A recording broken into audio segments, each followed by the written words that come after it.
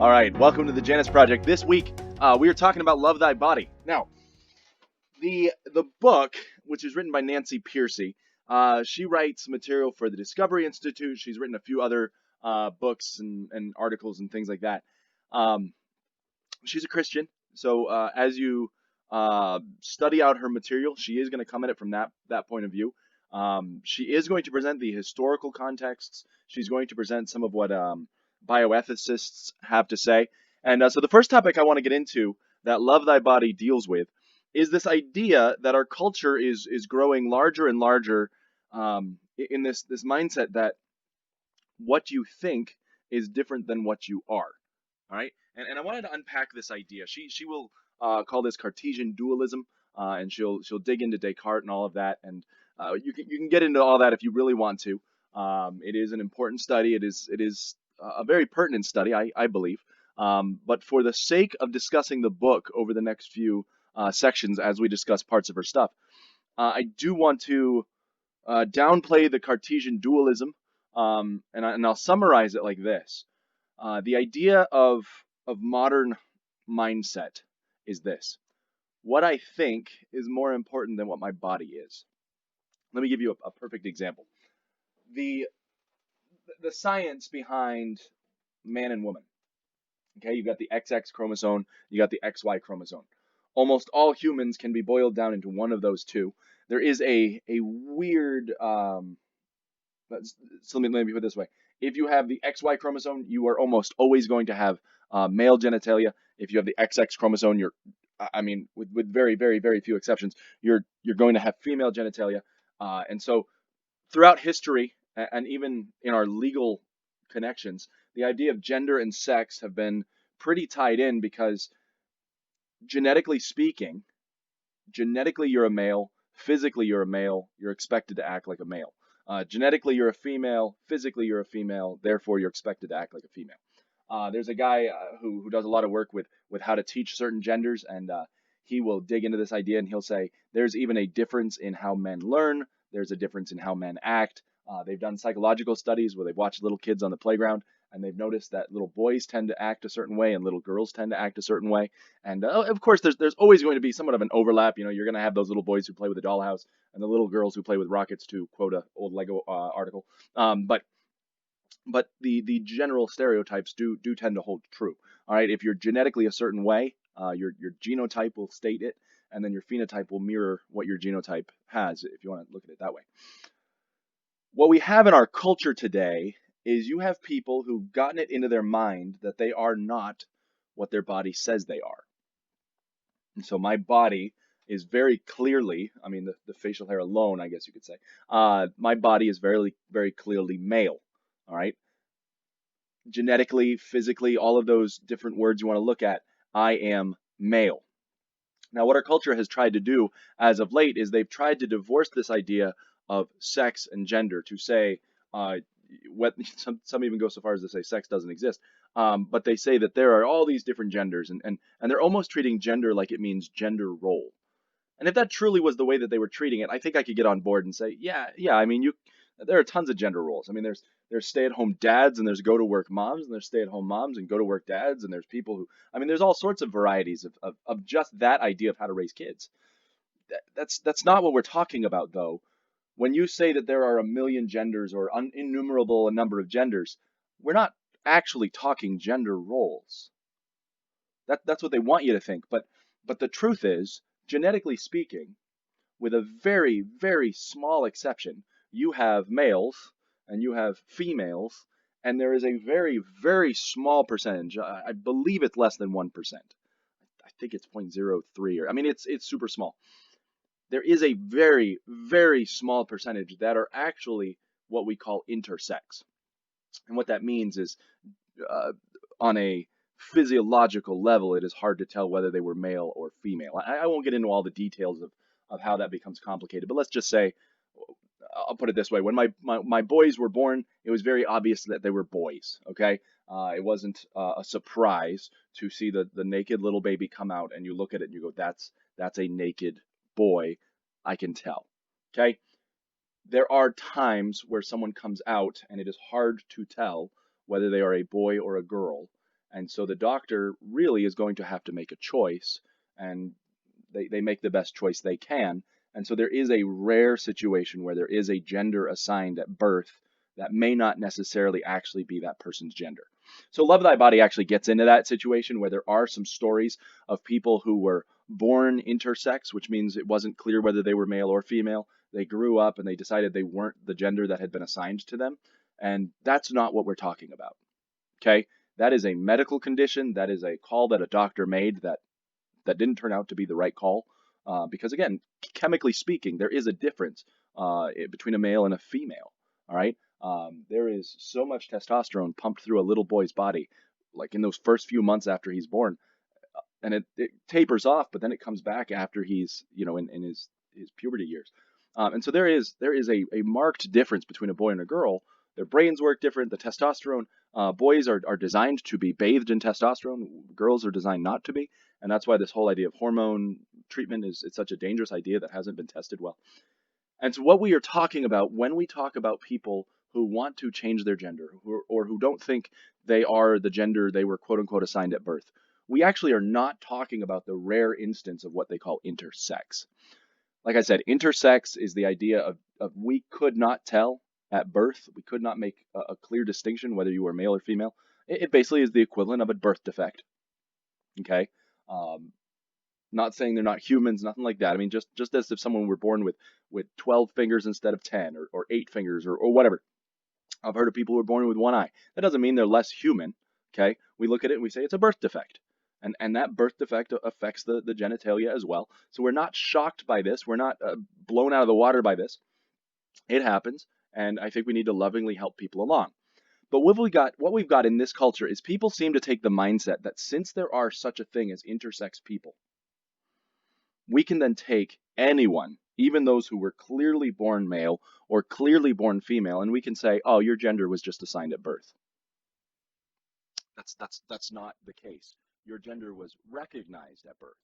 All right? Somebody looked and they saw what your genitalia was. I'm sorry I have to keep saying that word, but it seems to floor people that we can actually say that this person's a male and that person's a female. All right? And so as they look and they say, you are a male, you are a female, the hormones kick in. You, again, have the reproductive structures most of the time, okay? I've known of people who did not have the structures internally that they should have. That happens. Again, it's not normal. It's not the way it's supposed to be. But like, if we were going to accept the fact that someone could be born without a finger or without a hand or with eyes that don't work right, I think we could say there are times where your internal organs are not going to work right either. All right. And so the way we've gotten in this culture is we've gotten to this place where people think, you know what? It doesn't matter what my physical body tells me I am. What's the truest me is the me up here. It's the way I feel. It's the way I desire to be. And so you have people who have it used to be called gender dysphoria. I think you have people who are just caught up in the wave and they just want to see what it's like. You have some parents who want to do it to their kids for whatever reason. And so there's a bunch of different reasons why you have this happening. But you have a lot of people who are basically coming at it and saying, I do not want to be the gender I was born. And since gender roles has been equated with gender, they say, I can be any gender role I want to be. Therefore, I can be any gender that I want to be. And so they can be a him, a her, a z, a they. They actually have started to use they as a singular pronoun, which, whatever. And there's all sorts of issues that come up.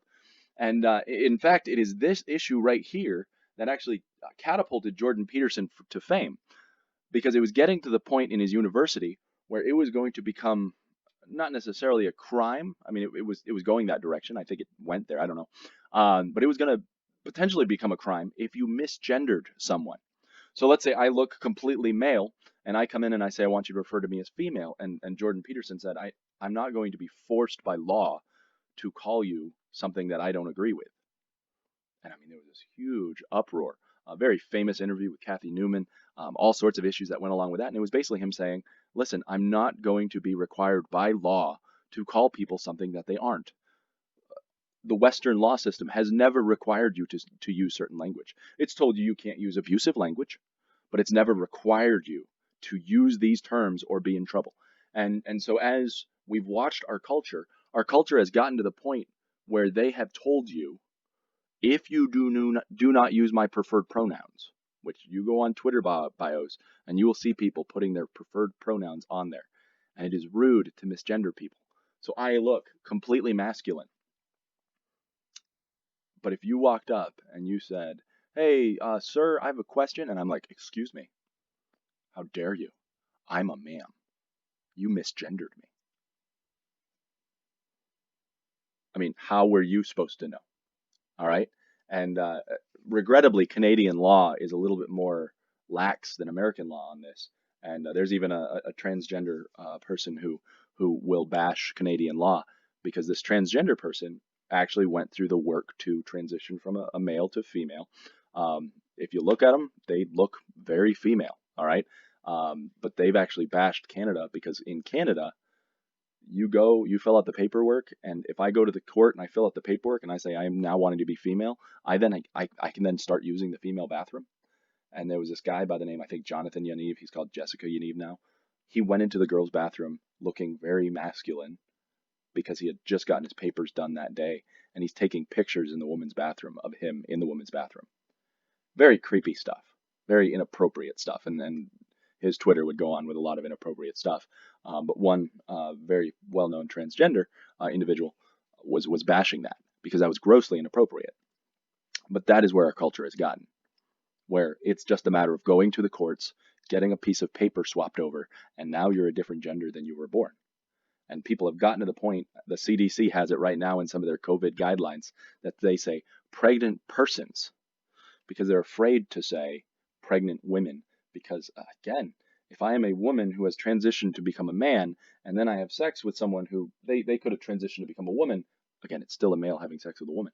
But in this case, the male in the relationship is the one that actually gets pregnant because they're biologically female. And that's why we're getting to the point where they have to say pregnant persons. Now, what does this all have to do? Well, again, in her book, Love Thy Body, Nancy Pearcey is building this case that you need to go with the body that God has made you. Now, if you are in that rare intersex situation, she does address that. But on the whole, our conversation can boil down to, were you born a woman? Then you need to be content to be the woman that God made you.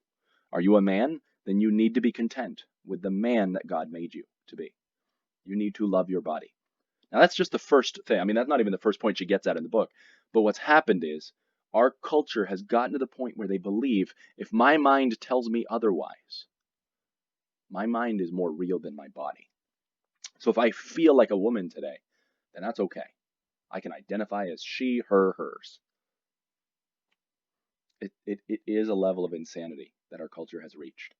There are people who have been banned on Twitter for basically saying the equivalent of only women can get cervical cancer, which only women can, okay? Because that is a sexual structure that women have that men do not. And therefore, if men do not have the structure, they can't get cancer there. It's like prostate cancer in men. Again, our culture has gotten to be a level of insane. Now, again, I'm not dehumanizing these people. I'm not saying that they are lesser. I'm saying there could be a birth defect there. There could be a struggle there. There could be some abuse there. I don't know. Okay, it's going to be different on a case-by-case basis. But I think it's important to note that we need to treat these people like humans because they are. But we also need to treat them as fallen individuals who are captured by sin. And again, it is a loving thing to push people back to the created order that God has made them to live in. Now, this is going to come into play as we continue in the Janus Project in the next episode, talking more and more about the doctrine of humans. All right, and so I want you guys to pay attention to these details. Again, we'll cover more and more details of Love Thy Body as we go. But that's what we're going to end it for today. That's just kind of a brief explanation of where our culture is right now with the whole LGBTQAAIP plus and all of that. The I in that is the intersex. And again, it's such a small percentage of all of that. The vast majority is it lesbian, gay, bi, trans, all that. but the I is the one time where it is a medical condition. It is a genuine medical condition that you are born with the structures of both or neither, and it's hard to nail down who you are. And so again, there's a lot of other videos that could explain that if you want to see more information on that. But that is where we're going to leave it for today, guys. If you would, please like, share this video. Please subscribe. We had like 90 views on the first video. It's gone down a hill ever since, which is encouraging. But I would encourage you, share it with a friend, someone who is not knowledgeable about these subjects. Just send it over to them. Let them know what's going on over here at the Janus Project. And that would help me out a whole lot. And again, if you got feedback, I'd love to see it in the comments. And I will catch you guys later. All right, this is Mike signing out for the Janus Project. This has been part 1 of the review of Love Thy Body by Nancy Pearcey.